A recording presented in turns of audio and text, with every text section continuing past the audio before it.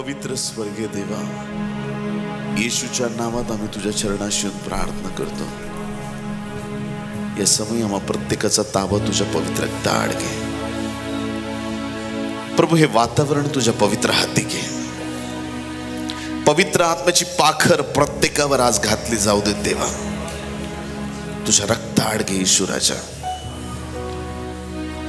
ओठ माझे पण आमचा विश्वास आहे प्रत्येक शब्द तुझपासून येत आहे. लूक 12व्या अध्यायाच्या 12व्या वचनात तू स्पष्टच सांगितलंस, तू मुख उघड मी ते भरणार आहे, तुझ्या मुखाने मी बोलणार आहे. आज असं कर देवा. तुझे शब्द तुझी वाणी आज आम्हाला उत्साही करणारी होऊ दे. दुःखात जरी आलेले लोक इथं असले, हर्षभरित होऊन बाहेर जाऊ देत देवा. प्रत्येकाला आज तुझ्या वचनाच्या सामर्थ्याने भर. प्रत्येकाची भेट घे आणि तुझं गौरव होऊ दे. संपूर्ण सभेचा ताबा तुझ्या हाती देतो. आमचं मार्गदर्शन कर. ही सर्व प्रार्थना उद्धारक येशूच्या गोड पवित्र आणि सर्वोच्च नावात मागतो म्हणून पिते आहे. आमेन आमेन आमेन आमेन. Hallelujah hallelujah. येशूला टाळ्या वाजवून धन्यवाद देऊया. जोरदार टाळ्या येशूसाठी. बोले येशू मसीह की.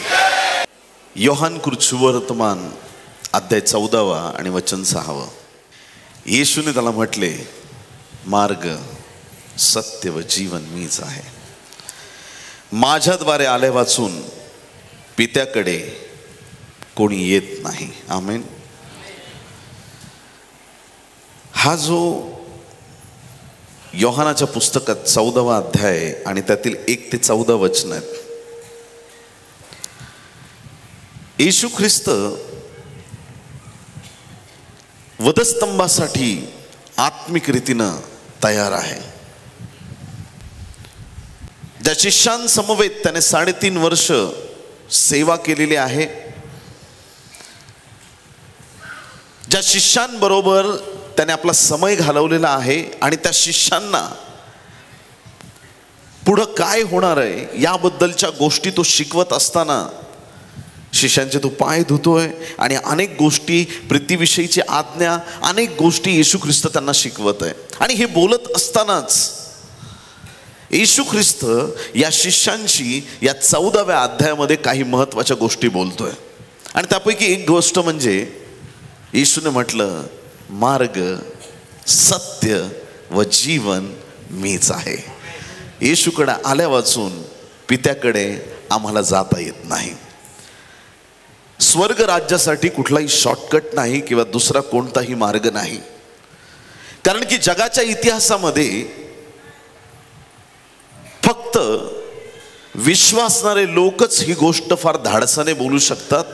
येशूचे लोकच ही गोष्ट बोलू शकतात. बाकी जगातला कोणी व्यक्ती बोलू शकत नाही. मी पुढचं जे वाक्य बोलणार आहे फक्त विश्वासणारे लोकच ते बोलू शकतात. येशूचे लोक बोलू शकतात. ऐकताय का सगळे? ते वाक्य म्हणजे हे, माझ्या देवाने माझ्यासाठी क्रूसावरती प्राण अर्पण केला. माझा प्रभू मरणातून विजयी झाला. किती लोक आमेन म्हणतील?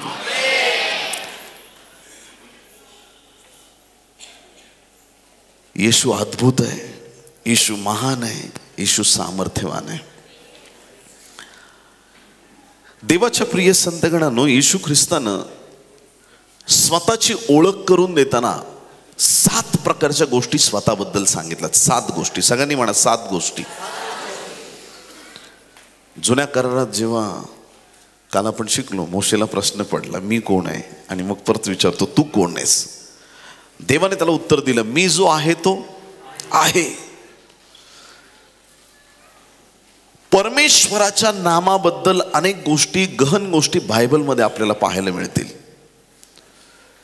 पण विभिन्न ठिकाणी येशू ख्रिस्ताने स्वतःची ओळख करून देताना स्वतःसाठी 7 प्रकारची विशेषणं वापरलेली आहेत. सगळ्यात पहिली गोष्ट ही आपण समजून घेणं गरजेचं आहे की येशूबद्दल जुन्या करारात अनेक भविष्यवाण्या झालेल्या आहेत. जुन्या करारात अनेक भविष्यवाण्या आहेत येशूबद्दल, अनेक भविष्यवाण्या आहेत, भरपूर.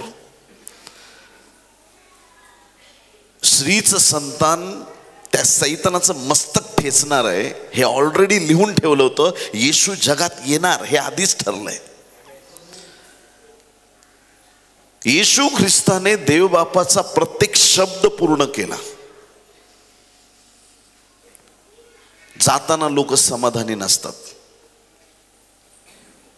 100 वर्षाचा झाला तरी त्याला असं वाटतं 101 वाढदिवस झाला पाहिजे माझा. आणि काही असे लोक आहेत की नातीचं लग्न बघूनच जाईन. संपत नाही प्रियांनो. जी योजना येशू ख्रिस्तासाठी देवबापाकडून होती ती योजना त्याने पूर्ण केली.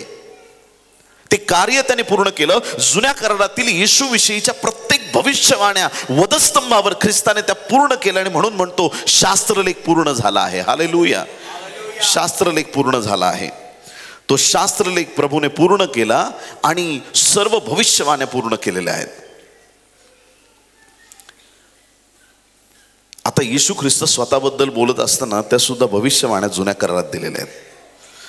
येशूने म्हटलं मी जीवनाची भाकर आहे. सगळ्यांनी म्हणा मी जीवनाची भाकर आहे. माझा येशू जीवनाची भाकर आहे.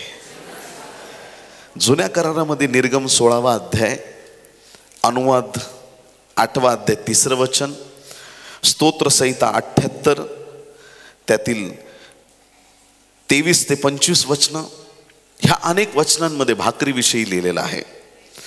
आणि त्यापैकी देवाच्या प्रिय लोकांनो, ह्या जीवनाच्या भाकरीबद्दल अनेक गोष्टी आपल्याला पाहायला मिळतील. येशू जीवनाची भाकर आहे. नव्या करारामध्ये योहानाचं पुस्तक 6वा अध्याय 22 पासून 59 वचनामध्ये, विशेष करून 28 ते 35 वचनात तुम्ही वाचत याल तर तुम्हाला लक्षात येईल येशू ख्रिस्त जीवनाची भाकर आहे. सगळ्यात पहिली गोष्ट, या मरणाऱ्या जगाला जीवनी भाकरीची गरज आहे. ही भाकर एकदा खाल्ली की परत भूक लागत नाही प्रियांनो. ही जीवनी भाकर आहे, आम्हाला जीवन देणारी भाकर आहे. येशूने स्वतःबद्दल स्वतःची ओळख करून देताना त्याने म्हटलं की मी जीवनाची भाकर आहे. भाकर म्हटलं की मला तो इन्सिडन्स आठवतो 4थ्या अध्यायातला. अरण्यात येशूची परीक्षा. सैतान काय म्हणतो, तू खरंच देवाचा पुत्र असशील ना तर काय कर, तुला भूक लागली ना, चल एक काम कर, ह्या धोंड्यांच्या भाकरी कर. कशाची? काय धोंड्या येतो सैतान, त्याच्या डोक्यात एक धोंडा घातला पाहिजे की नाही. भाकर बनव कुणाला सांगतोय? जीवनी भाकरीला. येशू ख्रिस्त स्वतः जीवनाची भाकर आहे. येशू ख्रिस्त स्वतः स्वर्गातून उतरलेली भाकर आहे. मी तुम्हाला सांगत आहे प्रियांनो की ज्या इस्रायल लोकांनी रानावनामध्ये मान्ना खाल्ला त्या मान्यापेक्षा श्रेष्ठ भाकर येशू ख्रिस्त आहे. मान्ना खाणारे मेले, संपले, पण जीवनाची भाकर खाणारे जीवनातून जीवनात प्रवेश करणार आहेत. ती भाकर येशू ख्रिस्त आहे. ती जीवनाची भाकर येशू ख्रिस्त आहे. आणि भाकर म्हटलं तर आणखीन एक गोष्ट आम्हाला आठवते, 5000 भोजन. हालेलुया. ते वाटत होते आणि भोजन वाढत होतं. हालेलुया. 12 शिष्य 5000 मासे, भाकर भाकर मासे वाटतायत आणि ते भोजन वाढत वाढत वाढत चाललंय. भोजन वाढत गेलं. 12 टोपल्या उरल्या. किती लोक आमेन म्हणणार आहेत? अद्भुत आहे. येशू जीवनाची भाकर आहे. आणि ही भाकर अशी भाकर आहे, कधीच न संपणारी भाकर आहे. कधीच संपणार नाही. ही पुरून उरणारी भाकर आहे. सगळ्या पिढ्यांनी खाल्ली तरी ही भाकर उरणार आहे. ही भाकर आशीर्वादित भाकर आहे. ही स्वर्गातून उतरलेली भाकर आहे. एक ख्रिस्त भेटला ना की एक समाधान माणसाकडे असतं. बाकी त्याला कशाचंच घेणं देणं लागत नाही. त्याची भूक ताण सगळं संपून जातं आणि तो व्यक्ती तृप्त होतो की खरंच येशू मिळाला, बस सगळं मिळालं. ही जीवनाची भाकर आहे. दुसरी गोष्ट येशू ख्रिस्ताने म्हटलेली आहे स्वतःबद्दल. येशू त्याने म्हटलं मीच जगाचा प्रकाश आहे. मीच. मला प्रश्न पडायचा सुरुवातीला, आणि तो प्रश्न काय होता? व्हॅलिड क्वेश्चन आहे, महत्वाचा प्रश्न आहे. देव बापाने चौथ्या दिवशी सूर्य चंद्र तारे बनवले निर्मिती करताना. कितव्या दिवशी? आणि चौथ्या दिवशी देवाने सूर्य चंद्र तारे बनवले. पहिल्या दिवशी देवाने आकाश बनवलं. किती लोक आमेन म्हणतील? आकाश. हो, सगळ्या गोष्टी परमेश्वर बोलत गेला आणि झाल्या. मला एक साधा प्रश्न आहे, देवाच्या प्रिय लोकांनो, चौथ्या दिवशी जर देवाने सूर्य चंद्र तारे बनवले तर आधीचे 3 दिवस देव अंधारात काम करत होता का? घरात तुम्ही आले, लाईट बंद आहे, टाळ उघडलं, दार उघडलं, पहिलं बटन तुम्ही दाबता टीव्हीचं, पंख्याचं, पहिलं बटन. मग देवाला कामं करायची आहेत, सुरुवात त्याने प्रकाश निर्माण करायला पाहिजे, सुरुवातीला सूर्यचंद्र तारे बनवायला पाहिजे. पण परमेश्वर आधी आकाश बनवतो, चौथ्या दिवशी सूर्यचंद्र तारे बनवतो. ही गोष्ट सिद्ध करते माझ्या देवाला सूर्य ताऱ्याची गरज नाही. माझा देव स्वतः प्रकाश आहे. माझा परमेश्वर स्वतः उजेड देणार आहे, प्रकाशमान तो देव आहे. देवाच्या प्रिय लोकांनो, देव स्वतः प्रकाश आहे. हालेलुया. जुन्या करारात अनेक भविष्यवाणीपर शब्द आहेत. निर्गम 13वा अध्याय 17 ते 22 वचनं, त्याचा खुलासा तुम्ही वाचलं तर तुम्हाला कळेल, कारण विषयांतर नको म्हणून मी जास्त सखोल जाणार नाही त्याच्यात. निर्गम 14वा अध्याय 19 ते 20 वचनं, यशाया 42 याचं 6वं वचन, यशाया 49 6वं वचन. या सगळ्या वचनांमध्ये प्रकाशाबद्दल अनेक गोष्टी पाहायला मिळतात. आणि योहान 8:12 ते 30 वचनामध्ये स्पेशली, म्हणजे योहान 8:12 सगळ्यांना माहिती आहे. येशूने म्हटलं मीच. या शब्दाचा अर्थ कळतो तुम्हाला? बाकी दुसरं कोणी नाही, मीच. हालेलुया. योहान 1 अध्याय 4-5 वचन, 3 अध्याय 19 ते 21 वचन, योहान 9 अध्याय 5 वचन, योहान 12 अध्याय 35-36 वचन. ही सगळी प्रकाशाबद्दलची वचन आहेत. हा प्रकाश येशू ख्रिस्त आहे. येशूने म्हटलं मीच जगाचा प्रकाश आहे.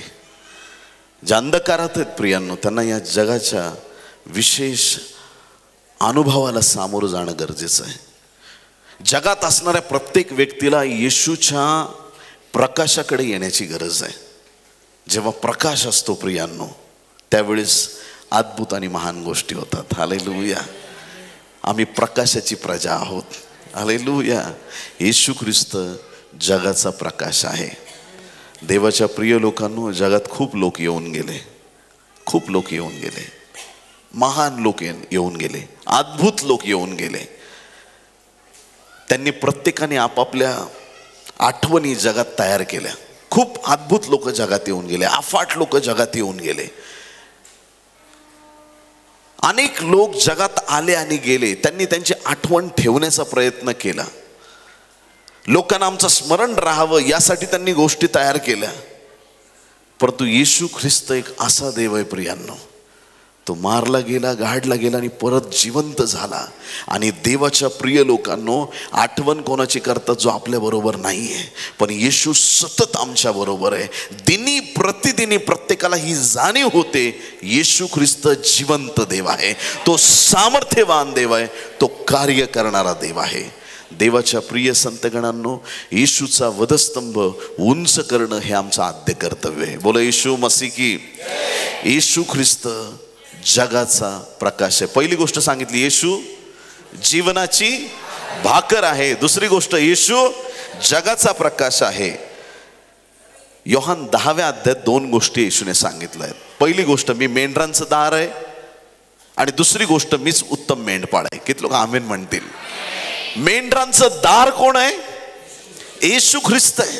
किती लोक आमेन म्हणणार आहेत? हालेलुया. खूप पॉवरफुल वर्ड आहे. मेंढरांचं दार येशू ख्रिस्त आहे. येशू म्हणतो की माझ्याकडे आल्यापासून कोणालाही पित्याकडे जाता येत नाही, कारण मी मेंढरांचं दार आहे. तो म्हणतो की मी उत्तम मेंढपाळ आहे. हालेलुया. येशू उत्तम मेंढपाळ आहे. स्तोत्र 118 आणि 20, एजकेल 34, इर्माया 23, यशाया 40:11, गणना 27, 15 ते 18, मिखा 5वा अध्याय 4थं वचन. अनेक वचन आहेत. आणि ह्या सगळ्या वचनातून आपल्याला कळतं की येशू मेंढरांचं दार आहे. किती लोक आमेन म्हणणार आहेत? खूप. मेंढरांचं दार म्हणजे काय की त्या द्वारामधूनच आपल्याला आतमध्ये मेंढवाड्यामध्ये जाता येणार आहे. आत प्रवेश करायचा आहे तर येशूकडेच यावं लागेल. बाकी दुसरा दरवाजा नाहीये प्रियांनो. हालेलुया. दुसरा दरवाजा नाहीये. आज आम्हाला येशूची गरज आहे, येशूच्या सामर्थ्याची गरज आहे. मुळात काय झालं ना की ज्यावेळेस त्या आदम हवेने फळ खाल्लं का नाही खाल्लं?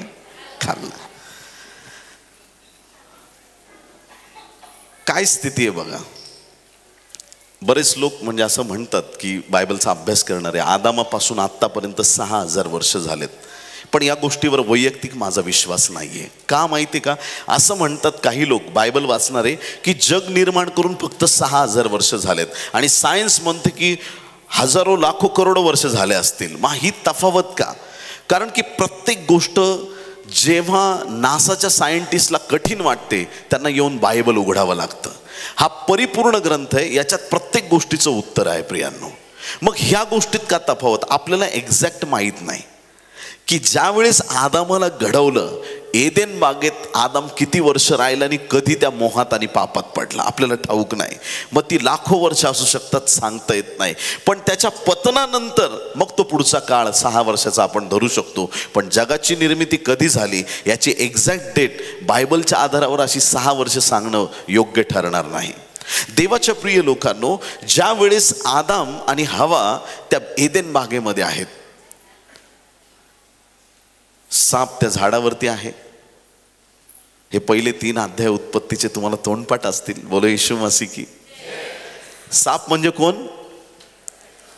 सगळ्यात धूर्त होता. त्याच्यात कोण होता? सैतान होता. हवेचा वार्तालाप, तिचं बोलणं सैतानाबरोबर चाललेलं आहे. देवाने सगळ्याच कुठल्याच झाडाचं फळ खाऊ नको सांगितलंय का? अरे मोठं खायचं नसतं तर जगलो कसला असतो?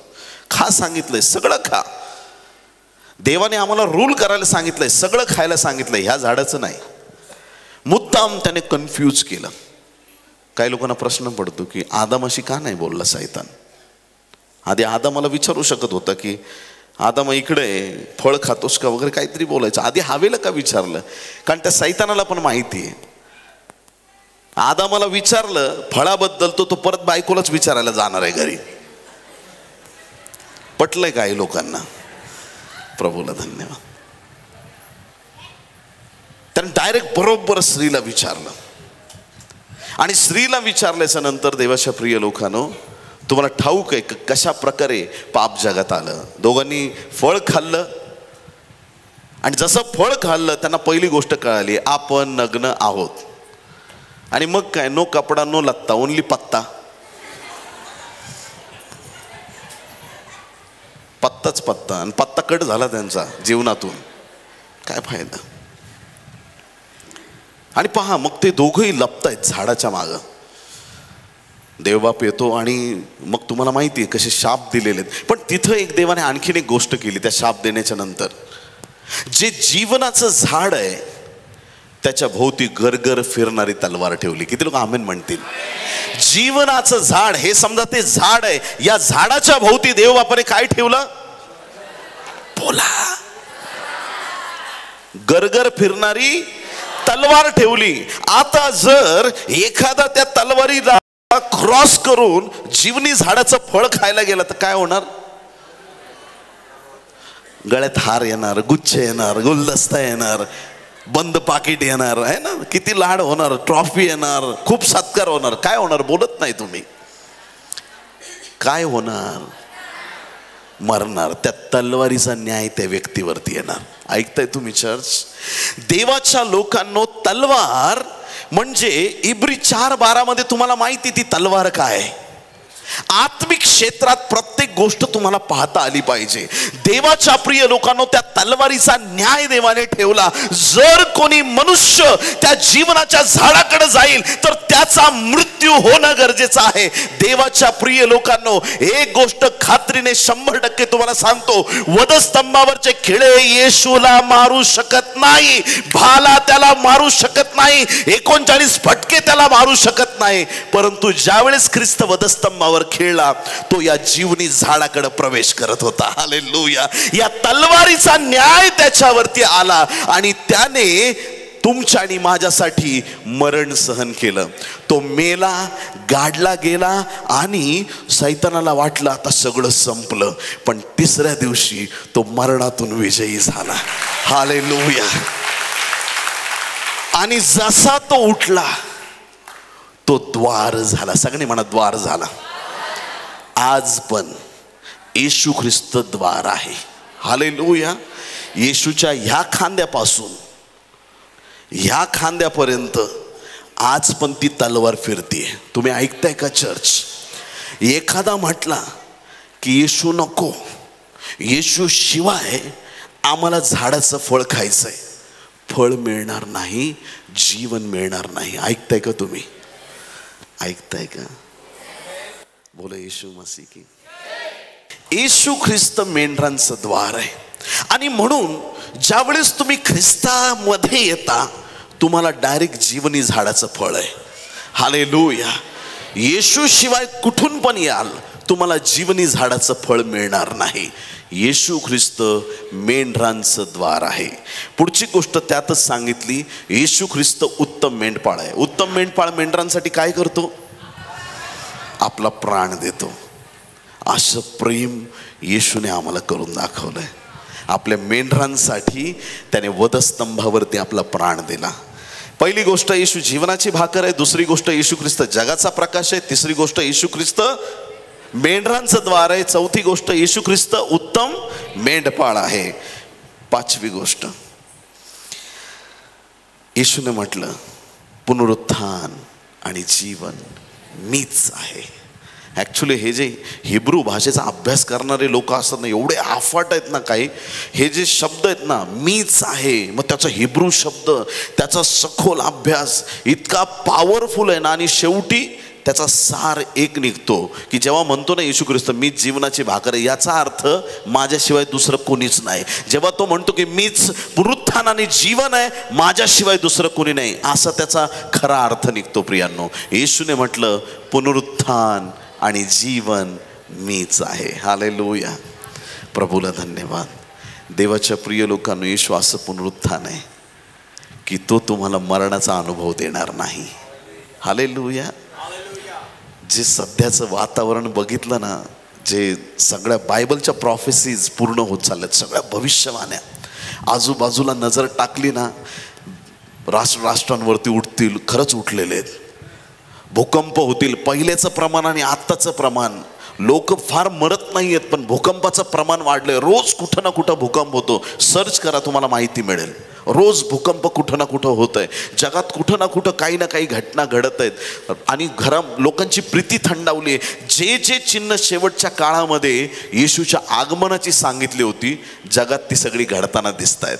ह्या गोष्टीचं वाईट वाटतं की जगात वाईट गोष्टी चालल्यात, पण मनात एक आनंद येतो की माझा उचलण्याचा समय आलेला आहे. हालेलुया.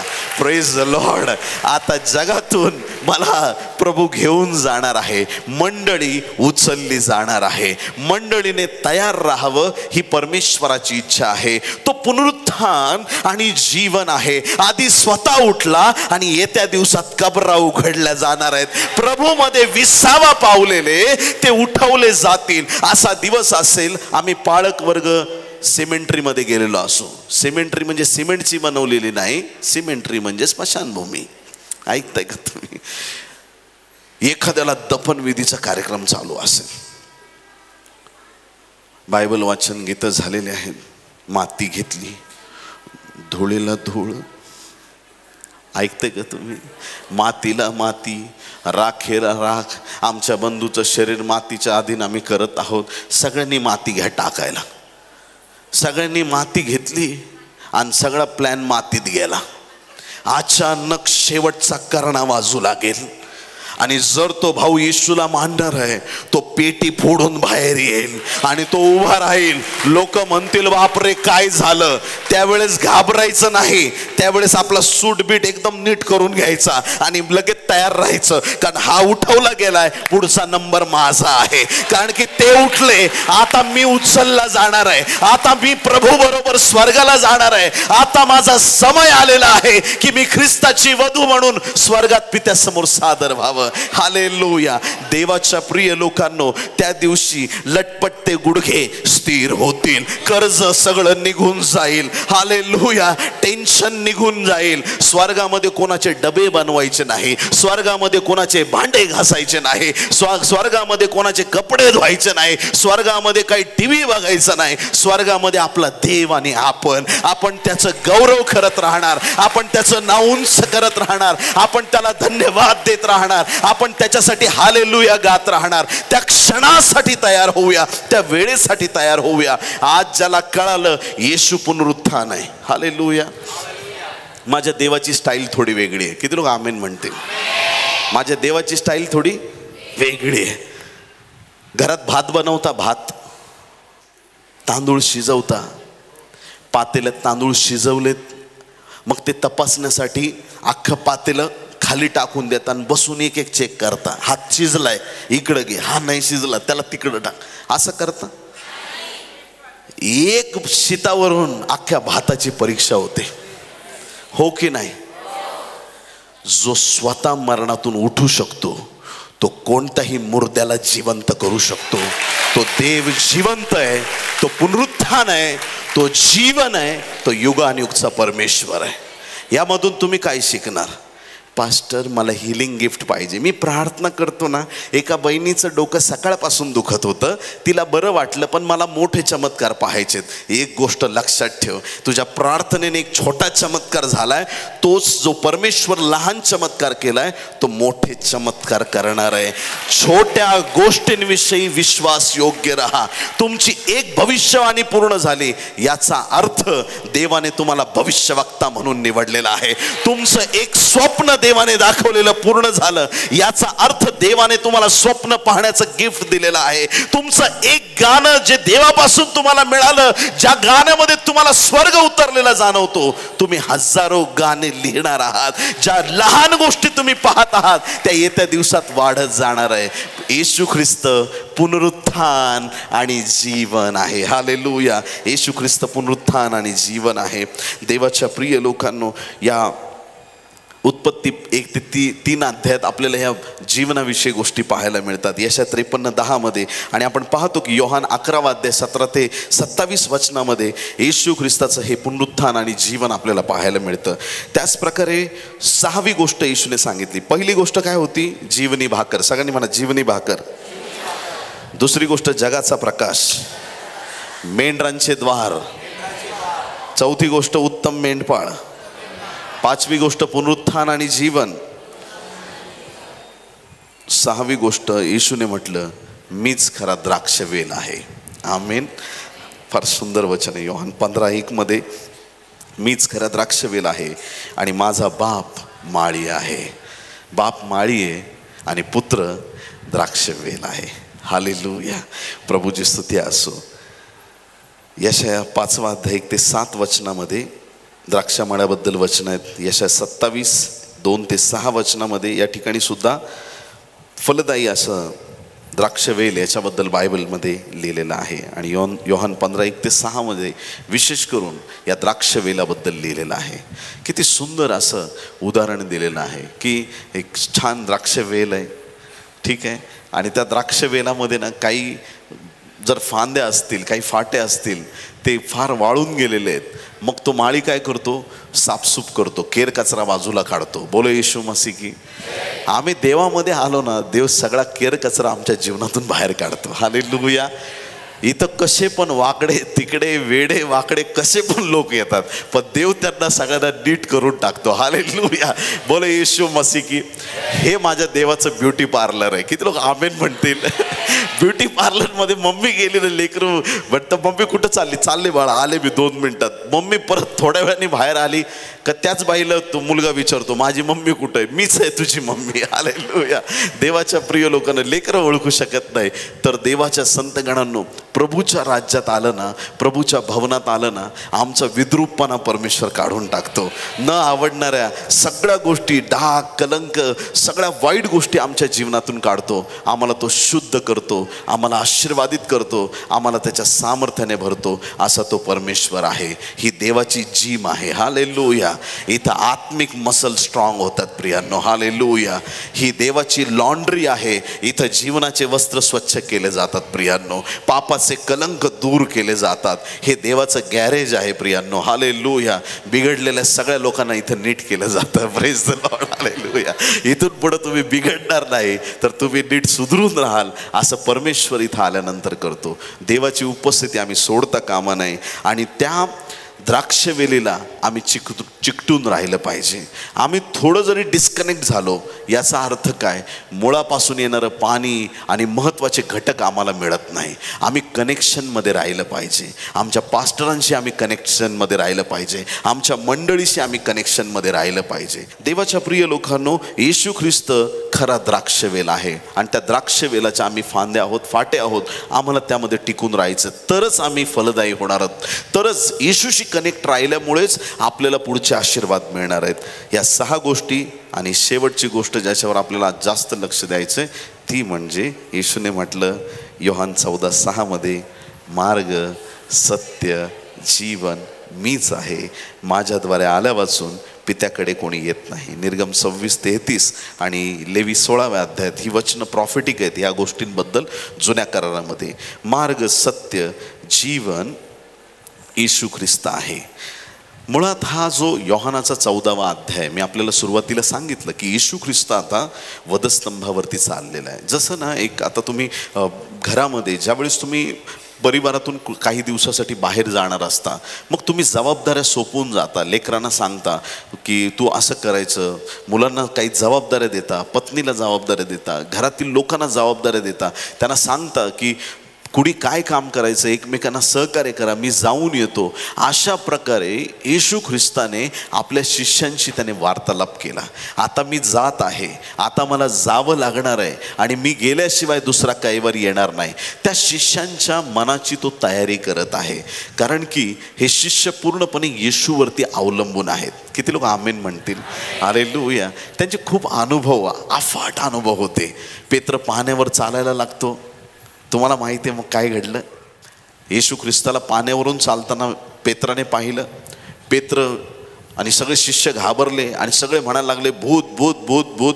म्हणजे शिष्यांचा विश्वास एवढा जबरदस्त आहे का त्यांना ही गॅरंटी आहे का हा चमत्कार भूत करू शकतं पण देव करू शकत नाही. काय पॉवरफुल त्यांचा विश्वास आहे. त्यांना म्हणजे येशूला पाहतायत, ते समोर आहे, पण ते ओरडतायत भूत भूत भूत. येशूला सांगावं लागलं, मी आहे, मी आहे. अरे तू आहेस प्रभू? सॉरी या प्रभू, ओळखलं नाही. खूप वेळा लोक येशूला ओळखत नाहीत. नेहमी ओळखणारे लोक कधी कधी येशूला ओळखत नाहीत. आणि मग त्या ठिकाणी पेत्राची विनंती येशूला, प्रभू मला पण यायचं. यायचं ये. हळूच एक पाय बाहेर काढला असेल मचव्याच्या. अरे पाय बुडत नाहीये. चाललो मी, बसा तुम्ही बोटीत. हालेलुया. 12च्या 12 चालले? एकच चालला. एकच चालतो प्रियांनो. जो हिम्मत करून बाहेर पाऊल टाकतो तोच चालतो. बोटीत बसून राहणारे,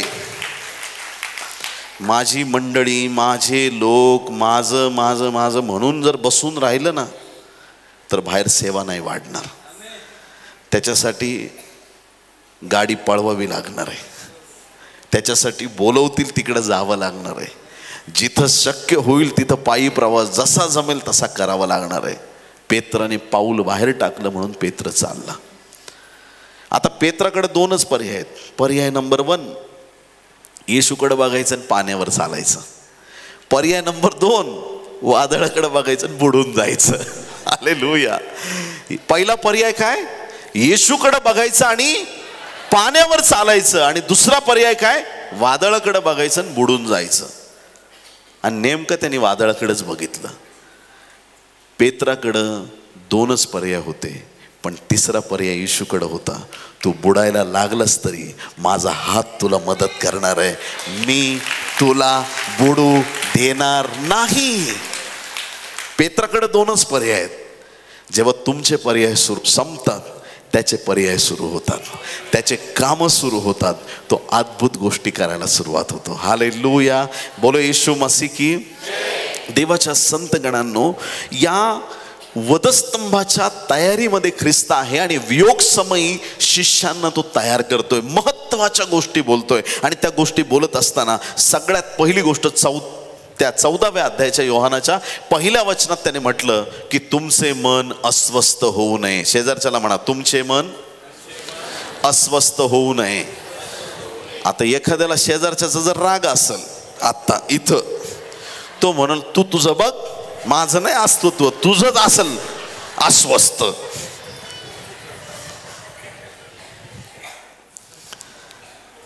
दुसऱ्या वचनात येशूने म्हटलं मी तुमच्यासाठी जागा तयार करायला जात आहे. पहिल्या वचनात अस्वस्थ होऊ नका. दुसरी गोष्ट सांगितली दुसऱ्या वचनात, मी तुमच्यासाठी जागा तयार करावयास जात आहे. जागा तयार करून झाल्या की पुढच्या 3ऱ्या वचनात त्याने म्हटलं की मी पुन्हा येणार आहे. किती लोक आमीन म्हणतील? येशू परत येणार आहे प्रियांनो, येशू परत येणार आहे. 6व्या वचनात त्याने म्हटलं मार्ग, सत्य आणि जीवन मीच आहे. 9व्या वचनात त्याने म्हटलं की ज्याने मला पाहिले त्याने पित्याला पाहिलेले आहे. फिलिप म्हणतो आम्हाला पिता बघायचा आहे, आम्हाला पित्याला बघायचं आहे. येशूने त्याला स्पष्ट सांगितलं, मला बघितलं, ज्यांनी मला पाहिलं त्यांनी पित्याला पाहिलेलं आहे. का असं म्हटलं? कारण की देवाच्या प्रिय लोकांनो, जसा पिता दिसतो तसाच पुत्र दिसतो प्रियांनो. पित्यासारखा पुत्र दिसतो. बाप तसा बेटा, कुंभार तसा लोटा. काय त्याच्यामध्ये? जसा बाप दिसतो तसा पुत्र दिसतो. आणि इथून पुढं जसा येशू दिसतो तसे तुम्ही दिसणार आहेत.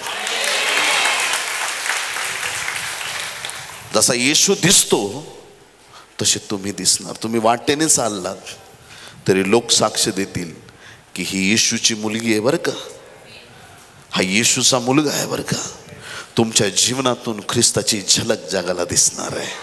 तुमच्या बोलण्यातून येशूची झलक जगाला दिसणार आहे. तुमचं बोलणं वागणं देवाला गौरव देणार आहे. देवाच्या प्रिय लोकांनो, ज्यांनी मला पाहिले, येशूने म्हटलं त्याने पित्याला पाहिले आहे. आणि 14व्या वचनात त्याने म्हटलं माझ्या नावाने जे काही तुम्ही मागाल ते मी तुम्हाला देईन. हालेलुया. एकच आट आहे मागताना. एखादं पार्सल पॅक केलं, पोस्टात नेऊन टाकून दिलं आणि समोर फोन करून सांगितलं उद्या तुला पार्सल मिळेल. त्याचा फोन येतो दुसऱ्या दिवशी, पार्सल आलं नाही. येईल रे, काय काळजी करू नको. 4 दिवसांनी परत फोन येतो, येईल रे पार्सल, काळजी करू नको, येईल रे. अरे आलंच नाही, 8 दिवस झाले. तुम्ही पोस्टात जाता, ते बॉक्स तिथंच कोपऱ्यात पडलेला आहे. काय झालं? का नाही पाठवलं तुम्ही? पत्ता नाही टाकला. पत्ता नीट पाहिजे. ज्यावेळेस प्रार्थना करता, ना कुठल्या संताच्या नावाने ना कुठल्या व्यक्तीच्या नावाने प्रार्थना ऐकली जाईल, ती फक्त येशूच्याच नावाने. त्या प्रार्थनेत फक्त येशूचं नाव ऍड केलं ना, काही मागा, तुमच्या प्रार्थना स्वर्गात मान्य केल्या जातील. हे पित्या, मी प्रार्थना करतो येशूच्या नावात, देव लक्ष देतो. नाही तर तुम्ही म्हणाल अमिताभ बच्चनच्या नावाने. देव म्हणतो ऐकलेल्या प्रार्थना पण कॅन्सल करीन. आता जगातल्या नावाने तुमच्या प्रार्थना ऐकल्या जाणार नाहीत. कुणा व्यक्तीच्या नावाने प्रार्थना ऐकल्या जाणार नाही. प्रार्थना फक्त येशूच्या नावात केलेल्या ऐकल्या जातात. जे तुम्ही माझ्या नावाने मागाल ते तुम्हाला प्राप्त होईल. मार्ग म्हणजे रस्ता. रस्ता माहीत पाहिजे. कुठं जायचंय ते नुसतं माहीत असून उपयोग नाही. कुठं जायचंय ते नुसतं माहीत असून उपयोग नाही. कसं जायचं हे माहीत पाहिजे. कुठल्या रस्त्याने जायचं हे माहीत पाहिजे. पुण्याला जायचंय तर औरंगाबादच्या दिशेने जाऊन फायदा नाही प्रियांनो. पुण्याला जायचंय मनमाडच्या दिशेने निघालात कधीच पुण्याला पोहोचणार नाही. जिकडं जायचंय तो मार्ग तुम्हाला माहीत पाहिजे. येशू ख्रिस्त शिष्यांशी बोलत असताना ह्या सगळ्या मी तुम्हाला 6-7 गोष्टी सांगितल्या. या सगळ्या गोष्टीत या 14व्या अध्यायात येशू ख्रिस्त पित्याकडे जाण्याचा मार्ग त्या शिष्यांना समजून सांगत आहे. पित्याकडे कसं जायचं, स्वर्गाशी तुम्ही कसे कनेक्ट व्हाल. तुम्हाला व्हायचंय स्वर्गाशी कनेक्ट? थोड्याच लोकांना व्हायचंय, सगळ्यांना व्हायचंय? प्रभूला धन्यवाद, हालेलुया. बाळाचा जन्म होतो ना, एक पोटामध्ये दोरी असते. बाळ जन्माला आलं की पोटामध्ये त्या बाळाच्या बेंबीत नाळ असते आणि ती नाळ आईबरोबर जोडलेली असते. जसं बाळाचा जन्म झाला, डॉक्टर कैची घेतो, खचाक, बच्चा अलग माँ अलग, विषय संपला. दोघांना सेपरेट करतो. नाळ का असते? त्या नाळेमधून बाळाला पोटात असताना पोषण मिळत असतं. आई जे खाणार ते बाळाला मिळणार. बाळाचं पोषण नाळेमधून आहे प्रियांनो. ती नाळ, ती वायर, ती कनेक्शन कॉर्ड जी आहे ना, त्या नाळेमधून बाळाला सगळं पोषण मिळतं. आज रात्री मला तुम्हाला सांगू द्या, आई बरोबर तुमची नाळ तुटली, पण आज रात्री तुमची नाळ तुमच्या देवाबरोबर जोडलेली आहे. परमेश्वराशी तुम्ही कनेक्ट झालेले आहात. तुमचं पोषण करणारा तुमचा देव आहे. तुमच्या गरजा पूर्ण करणारा तुमचा देव आहे. माणसापुढे हात पसरण्याची वेळ देव तुमच्यावर येऊ देणार नाही, कारण की तुम्ही स्वर्ग राज्याचे वारसदार आहात. ज्या देवाची तुम्ही सेवा करता तो परमेश्वर तुमची प्रत्येक गरज रोज पूर्ण करणार आहे. हालेलुया. म्हणा, परमेश्वर माझी गरज पूर्ण करतो, असं म्हणायला सुरुवात करायची. आणि मग बघा, प्रत्येक गरज देव पूर्ण करेल. आम्ही स्वर्गाशी जोडलो गेलो आहोत. येशूने म्हटलं, मी मार्ग आहे, मीच मार्ग आहे. पण हा मार्ग कुठला आहे? पित्याकडे जाण्याचा मार्ग आहे. येशू ख्रिस्त स्वर्गाला जाण्याची वाट आहे. येशूकडं आल्यावाचून स्वर्ग राज्यात प्रवेश होणे नाही प्रियांनो. प्रभूमध्ये जर तुम्ही एकदा आलात म्हणजे तुम्हाला स्वर्गाची वाट मिळालेली आहे. स्वर्गाचा तुम्हाला रस्ता मिळालेला आहे. स्वर्गाचा मार्ग तुम्हाला मिळालेला आहे. देवाच्या प्रिय लोकांनो, मोशेने त्या मिसर देशामधून इस्रायल लोकांना बाहेर काढलं. मिसर मधून बाहेर काढलं. कनान देशात परमेश्वर घेऊन गेला. अद्भुत, अलौकिक आणि महान चमत्कार केला. 40 वर्ष ते प्रवास करत होते. अनेक अडचणी, चढ उतार, लोकांची कुरकुर, अनेक समस्या त्यांना होत्या आणि त्याच्यामधून ते पुढे चाललेले होते. दिवसा मेघस्तंभ, रात्री अग्निस्तंभ लोकांपुढून कधी हटत नव्हते. देव साक्षात त्यांच्या पुढे चाललेला होता. परमेश्वर त्यांचं मार्गदर्शन करत होता. 40 वर्ष हा प्रवास करूनही मोशेला नबो पर्वतापर्यंत नेऊन परमेश्वराने सांगितलं, तुझं तिकीट इथपर्यंतच होतं. पुढचा प्रवास त्यांना त्यांचा करू दे, तुला इथपर्यंतच मर्यादा आहे. कारण मोशेने एक गोष्ट अशी केली होती की खडकावरती जी काठी मारायची होती, किती वेळा सांगितली देवाने? 2 वेळा मारली. ऍक्च्युली त्या सगळ्या प्रकाशनांचा अर्थ नवीन करत आहे. खडक येशू ख्रिस्त आहे, काठी वधस्तंभ आहे. येशूला 2 वेळा क्रूसावर नाही खेळायचंय, एकदाच खेळायचंय. हे सगळे रिव्हिलेशन्स त्याच्यात दडलेले आहेत. त्याच्यात गडबड केली. देवाने सांगितलेल्या गोष्टीत कुठंतरी कमी जास्तपणा नाही चालत. काना मात्र वेलांटी बदलायची नाही. किती लोक आमेन म्हणतील? बदलता नाही. आणि मग पहा देवाच्या प्रिय लोकांनो, की त्या इस्रायल लोकांना पुढचा प्रवास परत यहोशुआ बरोबर करावा लागला. त्यांचे मार्गदर्शक बदलले. पण आमच्यासाठी स्वर्गाला जाण्यासाठी एकच मार्गदर्शक आहे, एकच मार्ग आहे. त्याचं नाव येशू ख्रिस्त आहे. ख्रिस्ताकडे आलात म्हणजे तुम्हाला तो रस्ता मिळालेला आहे. त्या मार्गावरून चालत असताना परमेश्वर तुमचं सहाय्य करणार आहे. या मार्गात चालण्यात जो आनंद आहे, जगात कुठल्या कामामध्ये तो आनंद नाही प्रियांनो. जगातलं तुमचं कुठलंही काम असेल त्याच्यापेक्षा सेवा करणं हे सर्वश्रेष्ठ काम आहे प्रियांनो. त्या देवाची इच्छा पूर्ण करणं याच्या शिवाय मोठा आनंद दुसरा काही असू शकत नाही. परमेश्वराच्या योजनेत चालणं याच्यासारखा मोठा आनंद कशात असू शकत नाही. तो मार्ग आहे प्रियांनो. येशू ख्रिस्त आमच्यासाठी मार्ग आहे. यशा 53:6 मध्ये बायबल सांगतं, आम्ही सर्व मेंढराप्रमाणे बहकून गेलो होतो, आम्ही प्रत्येकाने आपापला मार्ग धरला होता, अशा आम्हा सर्वांचे पाप परमेश्वराने त्याच्यावर लादले. कुणासारखे भरकटून गेलो होतो? बहकून गेलो होतो मेंढरासारखे. मेंढपाळ नसलेल्या मेंढरांसारखी आमची दानादान झाली होती. पण प्रभूला धन्यवाद, मेंढपाळाला उभं केलं परमेश्वराने. हालेलुया.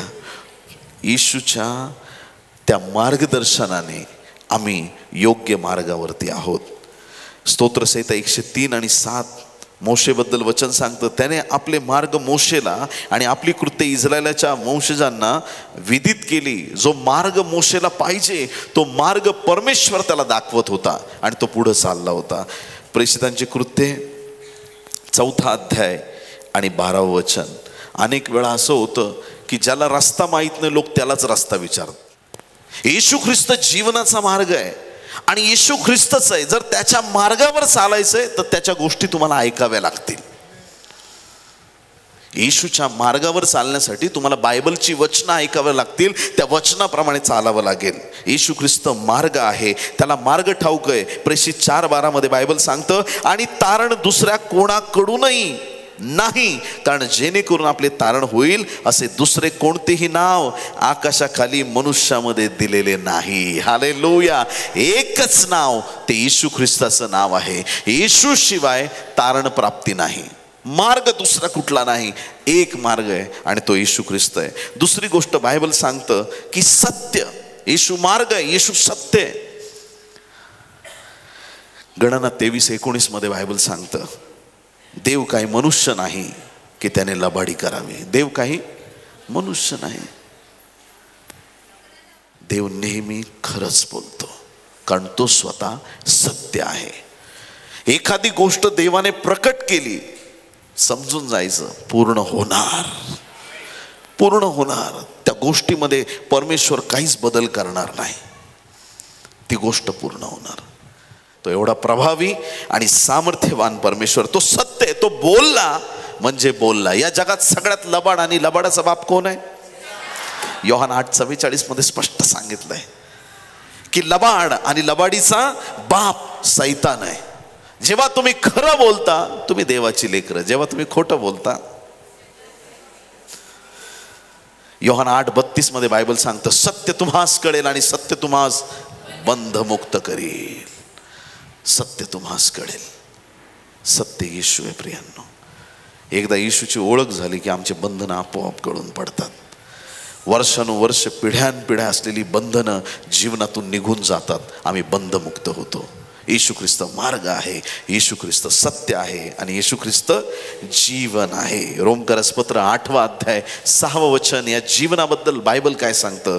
रोम 8 अध्याय आणि 6 वचन. कारण देह स्वभावाचे चिंतन हे मरण. कुठल्या स्वभावाचे? कुठल्या स्वभावाचे? देह स्वभावाचे चिंतन मरण, पण आत्म्याचे चिंतन हे जीवन व शांती आहे. हालेलुया. आम्ही कसलं चिंतन करतो हे महत्वाचं आहे. देह स्वभावाचं चिंतन केलं तर मरण येणार आहे, पण आत्मिक गोष्टींकडे नजर लावली, येशूकडे नजर लावली तर आम्हाला जीवन प्राप्त होणार आहे. आणि हे सार्वकालिक जीवन आम्हाला मिळणार आहे. जे देहाच्या अधीन आहेत प्रियांनो, त्यांना त्याच्यातून बाहेर यावं लागेल. किती लोक आमेन म्हणतील? शरीर, जीव, आत्मा. पक्क लक्षात ठेवा, परमेश्वराने माणसाला बनवलं का नाही बनवलं? कशापासून बनवलं? प्लास्टिक कोण म्हटलं? मेड इन चायना आहे. मातीपासून बनवलं. शरीर, जीव आणि आत्मा या गोष्टी दिल्या. आता या शरीर, जीव आणि आत्मा या तिघांमध्ये आत्म्याला देवाने मालक केलं. आत्मा कोण आहे? सगळ्यांनी म्हणा मालक. आत्मा बॉस. कोण आहे? एकदम महत्वाचा दोघांपेक्षा. जीवाला मध्ये ठेवलं, जीवाला मध्ये ठेवलं आणि शरीराला काय केलं? गुलाम केलं. शरीराला काय केलं? शरीराला काय केलं? समजायलंय का नाही समजायलंय? सगळ्यांनी म्हणा समजायलंय. Praise the Lord. कोण मालक आहे? आत्मा. मध्ये कोण आहे? आणि मागं कोण आहे? जेव्हा तुमच्या आत्म्याचं आणि शरीराचं भांडण होतं, खूप लोक म्हणतात जीवाची घोटमळ होते, ही घोटमळ अशी असते. हालेलुया. हा जीव मधल्यामध्ये श्रीमंत मनुष्य म्हणतो, ज्याच्याकडे भरपूर पीक आलंय, तो काय म्हणतो? हे जीवा खा पी. बोलत नाही तुम्ही, म्हणा हे जीवा खा पी. ऍक्टिंग तर करा अशी, पी मजा कर. देव म्हणतो अरे मूर्खा. काय म्हणतो देव? तुझा आज रात्री प्राण काढून घेतला तर काय होणार? तुझं सगळे गेलं ना खड्ड्यात, काय फायदा झाला त्याचा? श्रीमंत माणूस आपल्या जीवाला म्हणतो हे जीवा खा पी मजा कर, पण स्तोत्र करता दावीद राजा म्हणतो हे माझ्या जीवा परमेश्वराचा धन्यवाद कर, त्याचे सर्व उपकार, सगळे उपकार विसरू नको. तुमच्या जीवाला तुम्ही काय म्हणताय लक्षात ठेवा. हालेलुया. कुठं होतो आपण? कुठं होतो? Praise Lord. इथंच थांबायचं, कुठं जायचं नाही. आमेन. आत्मा मालक आहे. सगळ्यांनी म्हणा आत्मा मालक आहे. आदामाला घडवलं, आत्मा मालक आहे. जीव मध्ये आहे, शरीराला दास केलेला आहे. देवाची आज्ञा आहे, सगळी आज्ञा आत्मा ऐकणार. आत्मा जिकडे घेऊन जाणार तिकडे जीव जाणार. त्याच्या मागे मागे शरीर पण येऊ दे की लाईनीत. आत्मा जिकडे जाईल तिकडं जीव त्याच्या मागे, आणि त्याच्या मागे शरीर. लाईनीत या. एदेन बागेमध्ये एक गडबड झाली. मॅडमनी पण फळ खाल्लं, साहेबांना पण दिलं. दोघांनी फळ खाल्लं, सगळा बँड वाजला. जेवढं चांगलं चाललं होतं ते सगळं बिघडून गेलं. तुम्ही भाकर खाता, जेवण खाता, ती भाजी पोळी आत्म्याला चारता का शरीराला? फळ कशाने खाल्लं त्यांनी? कशासाठी खाल्लं? शरीरासाठी. त्या दिवशी एक गडबड झाली. शरीर जे आहे ना ते मालक झालं आणि आत्मा गुलाम झाला. पॉवरफुल. समजायलंय का नाही समजायलंय? प्रभूला धन्यवाद. कोण मालक झाला? शरीर मालक झाला. कारण फळ कोणी खाल्लं? शरीराने फळ खाल्लं. सैतानाचं ऐकून शरीराला प्रबळ केलं. त्या दिवशी शरीर मालक झालं आणि त्या दिवसापासून लोक पापात पडले आणि ते देहाच्या अधीन झाले. देहाला नजर वाईट झाली. शरीर वाईट गोष्टी करायला लागलं, वाईट बोलायला लागलं, वाईट गोष्टी शरीरातून घडायला लागल्या. आणि इकडं मागं आत्मा रडतोय. आत्मा देवाला भेटण्यासाठी कासवीस झालाय. या दोघांना क्रॉस करून त्याला पुढे जाता येईना. मध्ये जीवाची घुटमळ आहे, पण शरीर बेहिसाब वागायला लागलं. त्याला काही कसलं तारतम्य नाही. शरीर जे सांगल ते. पाळक साहेबांनी सांगितलं उपवास प्रार्थना उद्या चर्चमध्ये, आणि लोक समोसे खाऊन चर्चला येतात. बाई मी विसरले.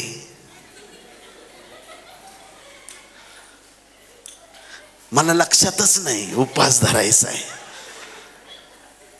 आणि धरणारे पण एवढं ताट भरून साबुदाण्याची खिचडी. काय डोक्यात खिचडी झाली का तुमच्या?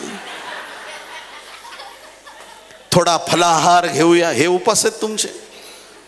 उपास कसा असावा? तोंड उतरून बसायचं नाही. तुमच्याकडे बघितलं तर कळालं पण नाही पाहिजे हा उपासात आहे. नाही तर इथे हे प्रभू. बदलापुरात नाही का फोन केला, पास्टर हा जो उपासाचा 7वा दिवस आहे, लय त्रास होतं पास्टर, ऍडमिट केलंय बोला. मला मी काय करू मला सांगा. अरे येड्या, जेवून घे. हॉस्पिटलला कुठं जातो? देव असं करायला लावतो का उपास? काय आपला समाज कुठं चाललाय ख्रिस्ती लोक कळेल ना मला. त्या एदेन बागेच्या घटनेनंतर मालक कोण आहे? शरीर मालक झालंय. कोण मालक झालंय? शरीर मालक झालंय. ही स्थिती नेहमी चालू होती. ह्या आत्म्याला नेहमी वाटायचं मला देव भेटला पाहिजे. काही लोक प्रयत्न करायचे आत्म्याला मालक करण्याचा, पण परत ते डाऊन व्हायचे. दावीद काय भारी गल्ल्यातला आत्मिक सामर्थ्यावर युद्ध जिंकलं. गल्ल्यातला हरवलं कसं? ताकदीवर हरवलं का? आत्मिक सामर्थ्यावरती हरवलं. आणि परत नंतर जाऊन टेरेसवर फिरायला लागला. समजायलंय का नाही? टेरेसवर फिरायला लागला, गच्चीवर फिरायला लागला, जिकडं नाही तिकडं नजर जायला लागली. काय बोलायचं दाविदाबद्दल? आणि शमशोनाचा तर आज तर विषयच काढायचा नाही आपण, पुढं काय बोलायलाच नको. देवाच्या प्रिय लोकांनो, किती किती घटना सांगू तुम्हाला. शरीर मालक, शरीर मालक. आत्मिक सामर्थ्यात पेत्र चालायला जातो, परत शरीरामध्ये येतो, वादळाला घाबरतो. हे सगळं घडत राहिलं. येशू क्रूसावरती गेला, त्याच्या रक्ताने शरीराला शुद्ध केलं, जीवाला शुद्ध केलं, आत्म्याला शुद्ध केलं, निघून गेला. आमेन, हालेलुया. तिघ पण कसे झाले? शुद्ध. येशू गेला, त्यांना सांगितलं यरूशलेमेत थांबा, कुठं नाही जायचं. त्या दिवशी देवबापाने प्रॉमिस केलेलं पूर्ण झालं. पेंटिकॉस्टच्या दिवशी वाऱ्याच्या सुसाट्याचा नाद झाला आणि सगळे त्या ठिकाणामधल्या गोष्टी हादरून गेल्या. देवाचं सामर्थ्य उतरलं आणि जेवढे माडीवरच्या खोलीत जमले होते त्यांच्यावर पवित्र आत्मा उतरला. Hallelujah, hallelujah. अग्नीच्या जिभा त्यांच्यावरती आल्या, अन्य भाषेत बोलायला लागले. जर तुम्हाला कोणी म्हटलं अन्य भाषा बोलू नको, त्याला म्हणा तूच घरी येऊ नको. येशूला येऊ दे, तू नको येऊ. हालेलुया. आत्मिक क्षेत्रात जो अडवणूक करेल त्याला टाटा बाय बाय करायचं, तो नको आपल्याला. किती लोक आमेन म्हणणार आहेत? वचनात पक्के व्हा प्रियांनो. आता पेंटिकॉस्टच्या दिवशी काय झालं ते समजून घ्या. पवित्र आत्मा देवाच्या सामर्थ्यानिशी आला. ह्या शरीरावरती, ह्या जीवावरती देवाचं सामर्थ्य उतरलं. आणि त्या दिवशी काय झालं माहिती आहे का? पवित्र आत्म्याने याला मिठी मारली. हा आत्मा आणि देवाचा आत्मा एक आत्मा झाले, पॉवरफुल आत्मा झाला. या आत्म्याचा ताबा देवाच्या आत्म्याने घेतला. आणि तुम्हाला एक गोष्ट माहिती आहे का? माझा देव राजा आहे. गुलाम वरून मागं नाही बसणार, तो फ्रंटला येणार. हालेलुया. पेंटिकॉस्टच्या दिवशी परत एकदा आत्मा मालक झाला आणि शरीराला गुलाम केलं. हालेलुया. आता आमच्या जीवनात आत्मा मालक आहे. कोणाचा आत्मा मालक आहे? देवाचा आत्मा आमच्यात मालक आहे. म्हणून आम्ही शरीराच्या अधीन नाही. लॉटरी लागते कोण बनेगा करोडपतीची. कधी कधी योसेफाला लागली होती ना पोटिफाराच्या घरी. जे बायबल वाचतात त्यांना कळेल. मी जास्त गोष्टी ओपन बोलणारा सेवक नाहीये. ज्याला कळेल त्यांना कळेल, बाकीच्यांना इकडं तिकडं वळेल. काय करणार आपण? देवाच्या प्रिय लोकांनो, आत्मा मालक झाला. आणि जेव्हा आत्मा मालक झाला त्यावेळेस पौलाला फटके जरी पडले, उठून परत सेवा करायचा. कारण मालक कोण आहे? फटके शरीराला पडतेत, पडू द्या. हालेलुया. बोले येशू मसीह की. शरीराला कमजोर करण्याचा प्रयत्न केला जाईल, पण ज्याचा आत्मा स्ट्रॉंग आहे, तो विजयी आहे, तो सामर्थ्यवान आहे, तो प्रबळ आहे. हॉस्पिटलमध्ये लोक ऍडमिट होतात. कधी ऐकलंय का? त्याच्या आत्म्याला कॅन्सर झाला. त्याच्या आत्म्याला ऐकलं कधी? कॅन्सर शरीराला होतं, फरक पडत नाही. आत्म्यात पवित्र आत्मा, मी तो कॅन्सर स्वीकारत नाही. मी देवाचं मंदिर आहे. मी प्रभूच्या आत्म्याने भरलेला आहे. माझा आसार निघून जाणार. शरीराला शुद्ध व्हावंच लागेल, कारण राजा तुमच्यामध्ये येऊन बसलेला आहे. हालेलुया. देवाच्या प्रिय लोकांनो, ज्या वेळेस तुम्ही मार्ग, सत्य आणि जीवन प्राप्त करता, तुमचं जीवन आशीर्वादित होतं. हालेलुया. बोले येशू मसीह की. तुमच्या जीवनात तुम्ही पवित्र आत्म्याला घेतलंय. जगात तुम्हाला काही नाही भेटलं तरी चालेल. हालेलुया. काही तरुण लेकरं प्रार्थना करतात, माझं लग्न. थांब, त्याच्या आधी तुला पवित्र आत्मा मिळाला पाहिजे. तुमच्या नोकरीच्या आधी तुम्हाला पवित्र आत्मा मिळाला पाहिजे. जगातल्या सगळ्या सुखसुविधांच्या आधी तुम्हाला पवित्र आत्मा मिळाला पाहिजे. एकदा आत्मा मिळाला, तुम्ही सगळं मिळालं, तुम्हाला सगळं प्राप्त झालं, तुम्ही आशीर्वादित झाले. शरीर कधी कधी ट्राय मारतं बॉस होण्याचं, पण त्याला म्हणायचं मागच थांब, पुढे येऊ नको. हे शरीर खूप खतरनाक आहे. किती लोक आमीन म्हणतील? हे शरीर एवढं खतरनाक आहे ना, आजपर्यंत ट्रकच्या ट्रक साबणाचे संपवले असतील. याला किती पण धुवा, उद्या परत वास मारणार, परत घामाची दुर्गंधी. याला किती तेल लावा, परत विंचरायलाच लागतंय. काय खरं नाही या शरीराचं. याला किती कपडे भारी भारी घाला, किती नटवा, परत ते काहीतरी प्रॉब्लेम क्रिएट करतच. याला किती रंगरंगोटी करा, पाऊस पडला का कलर गायब होतो नंतर लावलेला. मग आज आमचा मेकअप आत्म्यात असला पाहिजे. काही लोक लग्नात जातात, मला बघून आश्चर्य वाटतं, ह्याने काय दुकान लुटून आणलंय सोन्याचं का काय केलं. इतकं सोनं घालून जातात चर्चला जाताना, हे सोनं. आणि दुसऱ्या दिवशी पेपरला हेडलाईन, अशा अशा महिलेला चोरांनी लुटलं. का नाही लुटणार? तू दुकान घेऊन फिरतेस माझ्या बहिणी, का नाही लुटणार? तू दाखवते लोकांना, मला येऊन लुटा, माझे दागिने घेऊन जा, मला मारा, काहीतरी करा माझं. तू घेतलं तर होणारच आहे ना. तुमचे वस्त्र, तुमचे दागिने, तुमचा पेहराव याच्याने तुम्ही देवाला अट्रॅक्ट नाही करू शकत. तुमच्या आत्मिक सामर्थ्याने तुम्ही देवाला आपल्याकडे आकर्षित करू शकता. तुमचं जीवन चरित्र शुद्ध असेल तर परमेश्वराचं सामर्थ्य तुमच्याद्वारे काम करणार आहे. हालेलुया. म्हणा, मी आत्म्याच्या अधीन आहे, मी आत्म्याच्या अधीन आहे. माझ्या जीवनात देवाचा आत्मा मालक झालेला आहे. हालेलुया. तुम्हाला कितीही सैतान अडखळण आणण्याचा प्रयत्न करणार, तुम्ही कधीच फसणार नाही. हालेलुया. ज्याला देवाचा आत्मा चालवतो त्याला बाकी कुणीच नाही चालवू शकत. हालेलुया. तुम्ही कधीच फसणार नाही. देवाच्या प्रिय लोकांनो, येशू ख्रिस्त मार्ग, सत्य आणि जीवन आहे. जर तो मार्ग तुम्हाला एकदा मिळालेला आहे, त्या मार्गाच्या द्वारे तुम्हाला स्वर्गाची वाट मिळालेली आहे. जो आनंद इथं देवाच्या उपस्थितीत करत आहोत, किती बरं वाटतं ना. हालेलुया. आनंद वाटतो ना देवाच्या उपस्थितीत. काय तो क्षण असेल स्वर्ग राज्यात, फक्त आपला देव आणि आपणच, बस, बाकी काही नाही. रात्रंदिवस प्रभूच्या आराधनेमध्ये, रात्रंदिवस देवाचं स्तुतीस्तवन. किती आनंद, किती आनंद. त्यासाठी तयारी करा प्रियांनो. चांगला मार्ग तुम्हाला मिळालाय, तो मार्ग सोडून इकडं तिकडं वळू नका. चांगली मंडळी तुम्हाला मिळालेली आहे, आदर्श सेवक तुम्हाला मिळालेले आहेत. मंडळी सोडून इकडं तिकडं जाऊ नका. आमेन. काही लोकांना विचारलं, तुझा पास्टर कोण आहे? काय नाही, आम्ही रविवारी निंबळकला जातो, सोमवारी आम्ही तिकडं जातो, मंगळवारी आम्ही इकडं जातो. अरे तू कुठं कुठं जातो?